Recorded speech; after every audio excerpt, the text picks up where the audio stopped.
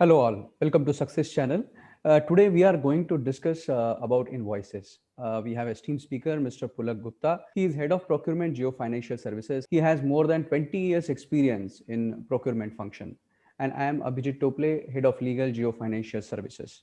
So let us start. So Pulak, we would like to understand what is invoice. Hi, thank you, Abhijit. Okay, so generally speaking, Abhijit, an invoice is a commercial instrument issued by a seller to a buyer. It identifies both the trading parties, how they are going to trade and for what they are going to trade or they are trading for goods or for services. So in certain cases, if I say an invoice is a service as a demand for payment and becomes a document of title when paid in full.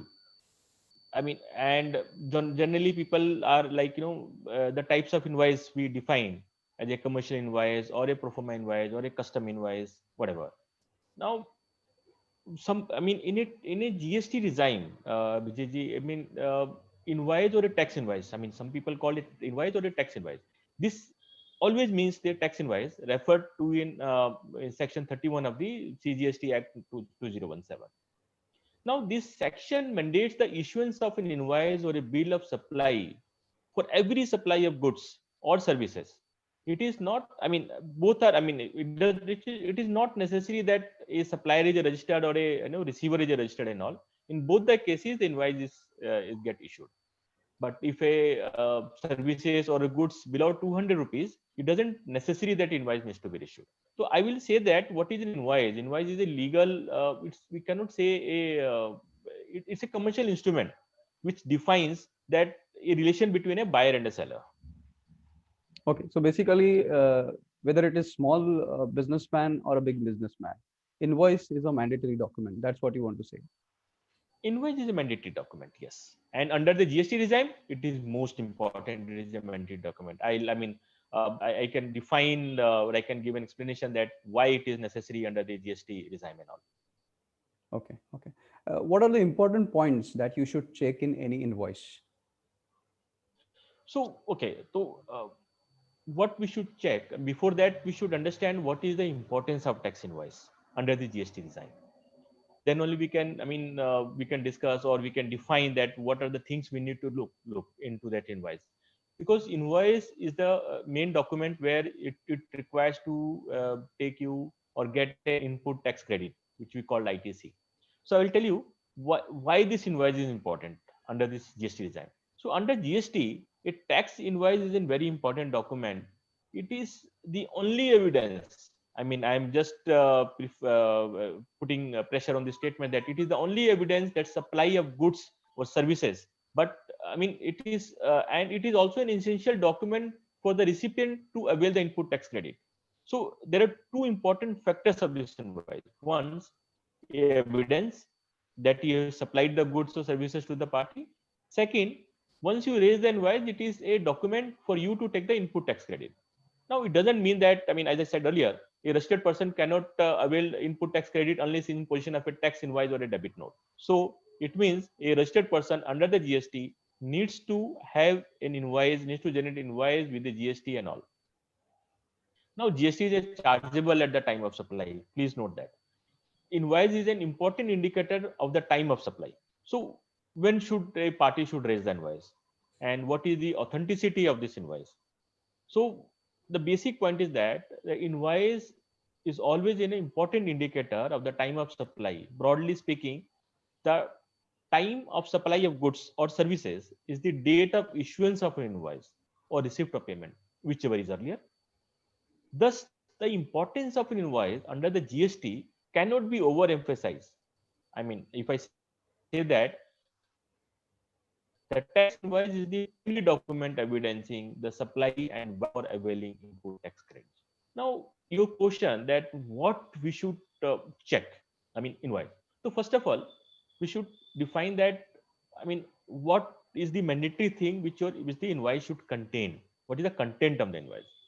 So, I can say that there is no format prescribed for invoice. You can invoice, you can raise invoice in any format. uh, any design. However, invoice rules makes it mandatory that what are the fields you should put in invoice. One is name, address, and GSTN of the supplier. That is a very important thing. So that then only he can, I mean, get the credit and you can have the ITC. So the person who has supplied a material to you, you should have name, address, and GSTN of the supplier. Of course, a serial number of the invoice, I mean, is very important, which gives a symbol of the invoice number and all. It can contain, I mean, it can contain say your special characters also doesn't matter and all. You can have an hyphen or you can have an slash whatever, but invoice number has to be there. Now, date of its issue. What is the date of issue of the invoice? Because that is the important factor for you, which gives an evidence of the supply or the services to the party. Now, while name and address and GSTN, if it is registered of the recipient, then only you can put it. I mean, if it is not registered, then I mean, of course, you will not have GSTN number and all. If yes, that is very important. I mean to say. Now, second part is that in HSN code or a SAC code, sometimes we said that is also very important to put on the accounts of that is accounting code of services. Basically, we call it HSN code in a general language or a SAC code in a language, because this is very important for even a supplier or a purchaser to have the input tax credit accordingly. Now, next is description of goods or services. Detailed description of goods and services, quantity, total value, and the calculation of the total value and the quantity and the rate of each item. That is important. Third is the rate of tax. There is a CGST, there is a integrated tax, there is a state tax, whatever the tax under this, because if you are, I mean, if the both supplier and the purchaser are in the same state or in the different states and all, the supply of services in the same state, or the supply of services and the supply of taking the services is in the two different states. So there is a rules and regulations that how the CGST or GST has to be put in this invoice document and all, how the tax is being charged. So it's all depends on the, as I said, the place of supply, along with the name of the state in case of the supply, and in the course of interstate trade or e-commerce. So and that is not very complex. I would say that is a very simple thing to understand, and a person who is making an invoice or receiving an invoice, I mean, can understand by just having the two option, that what is the invoice address and the person who is raising invoice. Now, so these are the things which is very important. I would say that you should check, and of course the signature. I mean, signature or the digital signature, because unless and until it is signed, that invoice will not be valid. Okay. Now, we'd like to understand whether the buyer should acknowledge the invoice. He should sign on the invoice that I have received it or not. Okay, so there are two things and all. So when there is a legal document before the invoice, I mean, buyer should not. I mean, it's not necessary that it to sign the invoice copy that he has received. But if in the invoice there is a format that please acknowledge the invoice copy. So there is a signature copy. The person who is issuing the invoice, I mean, authorized representative of the supplier.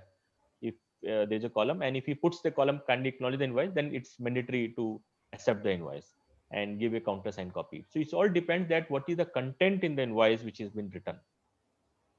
So basically, it is observed that a lot of disputes happens only because the buyer has not signed on the invoice and acknowledged it. Buyer always says that this invoice is raised for the services which I have not taken at all. So to protect yourself from such a counters, such arguments, I think we should have the signature on each and every invoice that from the buyer. Okay, so it is okay. See, it is very good to have the acknowledgement copy from the buyer that yes, he has received the invoice and this invoice is good to go and all. But there are certain challenges to sign this invoice copy and all, because when an invoice is raised for a particular services or a particular supply of goods to the buyer cannot upfront sign the document that he is this invoice is accepted, because he has to check various things, the quality of the services, the goods as one. Services, the person who received the services, he has to take the acknowledgement from the person who is receiving the service in his organization. On behalf of that, I mean, post his confirmation only he can sign. So there is always a lag. Now, if so, there should be a time that if it is to be rejected, it has to be rejected in a, like, within 15 days from the receipt of the invoice, or it will be deemed accepted. So while raising invoice, we can put this statement, a clause, that if it has to be, if any dispute, please raise the invoice. See, simply when nowadays when a bank issue a your passbook, you have to raise the discrepancy within 15 days or within 10 days. Otherwise, it will be deemed as it is accepted. So here also we can do that, but when you are saying that is signing a document, signing a invoice, acknowledging a invoice from the buyer, in that time I feel said it is tough. It is not so easy, because buyer has to check a lot of things So before he signs. operationally, you're saying operationally it is difficult to do, but then Operationally it is difficult to do, but but then then we should ideally. we can have a time limit. Yeah, we can have a time limit. So I'm saying that of course buyer should sign, because it cannot be open ended, and the supplier cannot keep following up in proving that yes, my invoice has been accepted. He has to also acknowledge in his books. And when he is getting audited, so when he has raised the invoice and buyer has not accepted, then how, I mean, your auditor will ask a question that what is, I mean, incurring this income in your books. So what is the basis of incurring this income in your books? So either the buyer has to accept the invoice, or there should be a supporting legal document. Right, right. So without acceptance of that particular invoice, there is always a chance of dispute. That's what we are concluding here. There's always a chance of dispute, and there is a chance of dispute also when a supplier is getting audited from his auditor, and he has shown that there is I mean, he has raised an invoice of say 5 lakh rupees, example. So he has shown his income or a turnover. So auditor will ask a question that why, whether the buyer has accepted this invoice to confirm this income in his books. Okay. If the payment comes within 45 days, I mean, if the payment terms are in the invoice, the payment terms are say within 30 days from the date of invoice. If the payment comes, then it is fine. If the payment is delayed, say by 30 days, by 45 days, by 60 days, then auditor will ask a question. And if in that case, if a buyer has signed the document, accepted invoice copy, then of course auditor will have no question, because buyer has signed, acknowledged. Of course the payment is delayed, but he can always account in his income. Okay. So for issuing invoice, is there a need to sign an agreement between a parties? This is basically, their parties should sign the agreement for issuing Yes. invoice, ideally. But the practices Yes. in the market, in small businessmen, they never enter into an agreement and issue invoices, right? So basis this, what is Correct. your view on this? So see, an invoice is not a legal document on its own. See, invoice is a very important account for the practice accounting and the businesses, but it will only serve as a legal binding when the terms and conditions are written on the invoice and it is accepted, acknowledged by the buyer. Then you can always say that it is a legal document. So it is always that to enter into a agreement with the, I mean, both the parties before raising the invoice and all. Right, right. Where lot of when most of the things are covered in that agreement, that when to raise invoice, what is the milestone of raising the invoice, and what is the percentage of payment in every milestone. Like when a contractor is giving a services to a buyer, so there is always a milestone defined. Now, how to define a milestone, and how this contractor is going to raise an invoice to the buyer? So of course if there is a binding agreement between both the parties, then only he can raise the invoice, which is legally binding uh, and very well defined in the agreement on the milestone progress. Okay. Do you mention terms and conditions in invoice and what precautions you should take? What is your view? So invoice, okay. So invoice, I'll say that invoice is a very simple document where it's mentions the types of goods of services and the SAC code, amount, the terms of the payment and all.